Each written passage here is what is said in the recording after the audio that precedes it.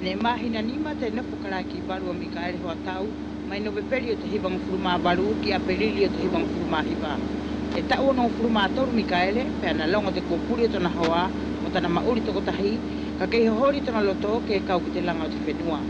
E loto maalohi ke te katita ki te bote whakatepite ko te tua toru ani o te awe o tona hingoa ki te ngāwe aia ke whakaaunga te ilo ilo e na tā ofi mai te utau ne ngāwe fualo ai te politike o au ki te hibang furuma alua. En ce moment, je suis dans un moment très dur de ma vie. Et ça aussi, c'est quelque chose qui me permettrait de me tourner vers autre chose plutôt que de tourner vers mes petits problèmes intimes, douloureux. Et je voudrais m'en débarrasser. Et je pense qu'en m'occupant de quelque chose d'autre, j'arriverai à solutionner mon petit problème de solitude que je souffre en ce moment.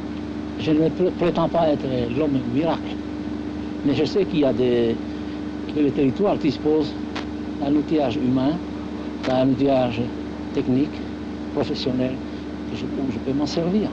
Pour la construction, il y a des programmes qui sont installés dans le territoire, et je pense que je pourrais participer efficacement dans l'harmonisation, dans l'application, dans la réalisation de ces programmes pour le mieux-être de nos populations.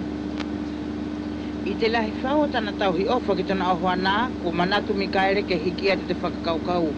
Mori whi maaria ki hi mea e hoko te minei, ko iena whia ahi te ngāu e mamaru mai, ko te uhine e mahani I loto. Ne hua whono i te whitunga furuma wha, o au ki te parunga furuma whitu. Parunga furuma tahi ne urua ki katitai ki te bote whakatepite, te whainga I te parunga furuma o no pēne e mole lava. Taru tana tō I tua mai te whono, mo tana muri I pēt o whakatutu ngāu e whai, ki te mauri o tātou. Om siang e kau ngau e, ka pōko hara ngau e, ka mo leo whiana whanau. E ko ia ko taku whakakau e aunga apito, pēa e tahi konga, ka te temi ani ko ha temi o mawha apito ki taku mauri toko tahi. E au mahalo ko tahi anga e whahenga e tule aki ke whakarelui ai, ia te o mahi na whamau I ranga nei.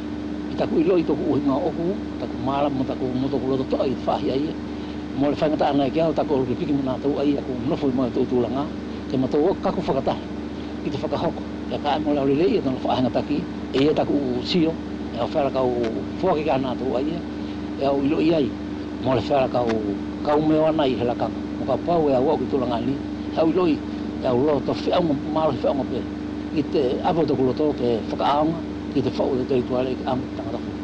Ka pau e ofa mooli te tangata fuli ki tana tau whenua, ki tana tau terituale, hango taku ofa ki tana terituale, pe au amanake ki te hae nā tau ki au mo te maro, pe au amanake nā tau a kāwa te mai ki au, mo le whakahamara nā tau I hao. Ta ua furumao no te mauri o kuana Mikaele mo Telesia ne mawai ana whanau e tokorua. Ko mawai tana whalala angai mara manei kai hako atu e Mikaele te sio whake o te mauri ke aunga tu mau ki te utai tupu o e kawai ana whanau e mahinu whiaunga ki ai ko te kaha upe ai atu whenua.